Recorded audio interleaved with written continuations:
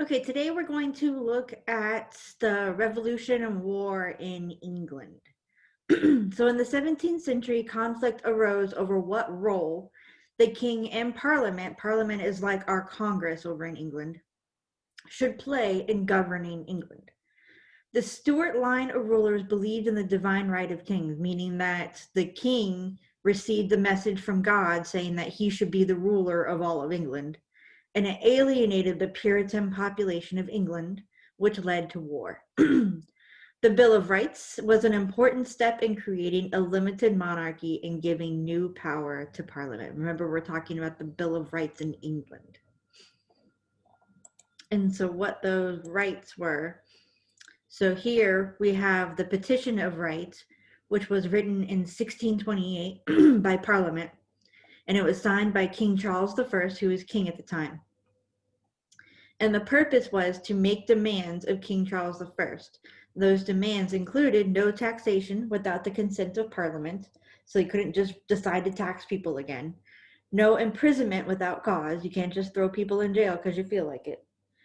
No one may be forced to house soldiers, and no martial law in peacetime. And when you get to government in U.S. history, you're going to hear those again. And then in 1689, we have the English Bill of Rights, also again written by Parliament, signed by William and Mary, who were the rulers at the time of England. And the purpose was to set up a new way of governing after the removal of James II.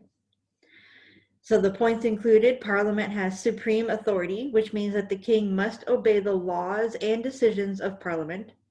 Cruel and unusual punishments are banned. The elections of members of Parliament should be free, and people have the right to a jury trial. So again, all these things you're going to see again when we go over the United States Constitution in the next couple classes.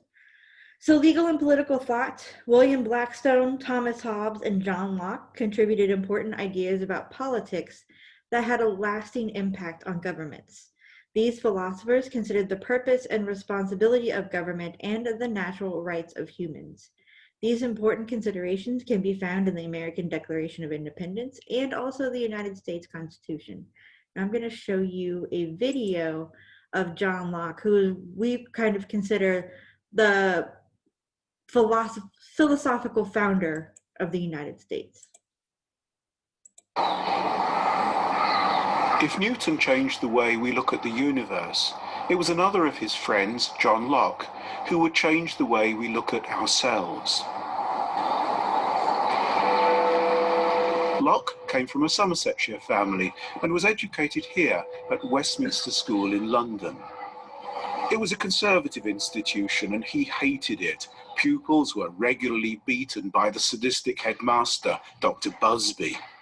In later years, he advised parents not to send their boys to public schools. But it was here that his early ideas took shape. John Locke began as a conservative thinker. He was an advocate of order and obedience to state and church.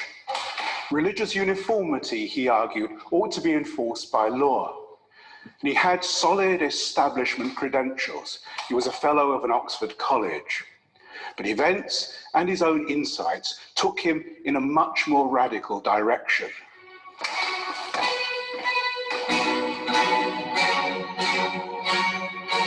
While serving as physician and secretary to the Earl of Shaftesbury, Locke became entangled in alleged plots against the king.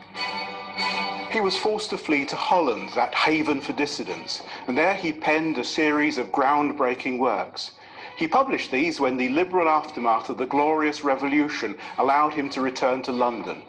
And these works laid the foundations for the ensuing century of enlightened thinking. In them, Locke argued a person was not a product of divine will. A slave wasn't a slave because it was preordained by God.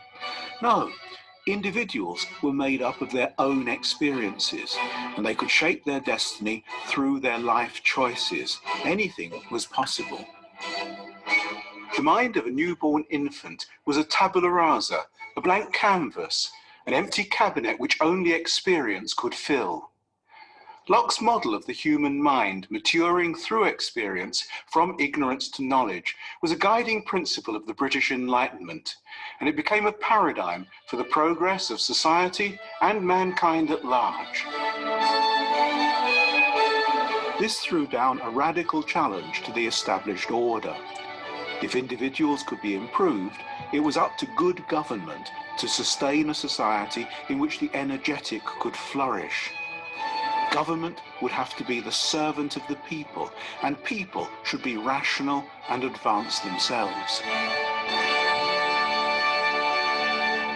What I think we see with Locke is the transformation of some basic philosophical themes into a kind of social program.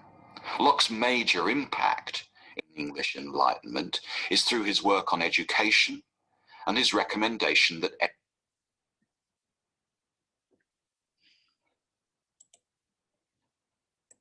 All right, so let's see.